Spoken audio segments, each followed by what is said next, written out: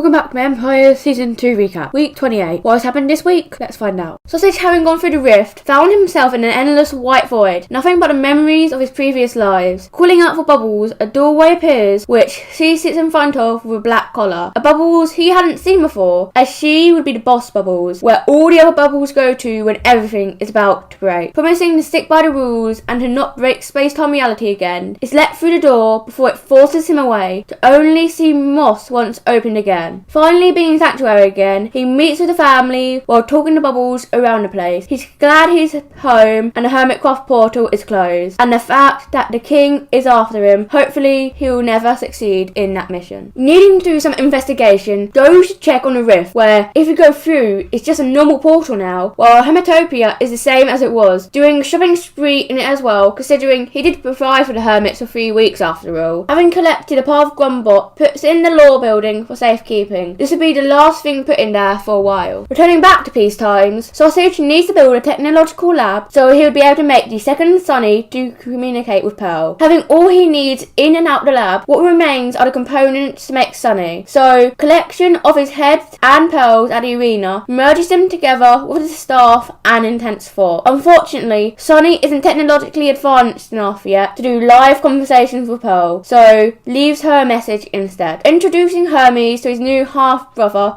with Agnifer, Sausage trusts him with his staff while he goes mining. Just don't do anything crazy. Later on, Pearl would start talking through Sunny, where while she speaks, her alien trees would sprout around Sunny. Let's hope Sausage won't mind us. Scott would be confused on what on earth is going on in Chromia. Why are all the llamas roaming around the place? Why the roof's orange? And why are there no doors? His questions will be shortly answered, seeing a human Owen running around the place. When meeting him, Owen has just claimed Chromia as his own, renaming it to Llama Land. Who knew he could talk and read? Why it's all orange is because he feels like it's home while touring Scott around the place as if he didn't literally build it all himself. Using up all the wheat and borrowing up all the villagers in their houses, Owen and the llamas didn't have much food, so with Scott's own suggestion of planting wheat, he can stay here free of charge, when in reality he wasn't just going to do that. While Scott was gone, they ate wheat, played and killed a warden, but unfortunately, as this lifestyle couldn't continue, many llamas had complaints about the lack of sugar and wheat, and Scott knows just the place to find some: Hermitopia. Despite being reluctant to go through the portal, Owen goes through the portal anyway, as you want stacks upon sugar, do you not? Being able to convert the cane to sugar is able to lead Owen with it. So when Scott leads him the way home, leading to a sugar cacti, it all disappears, confusing Owen a lot.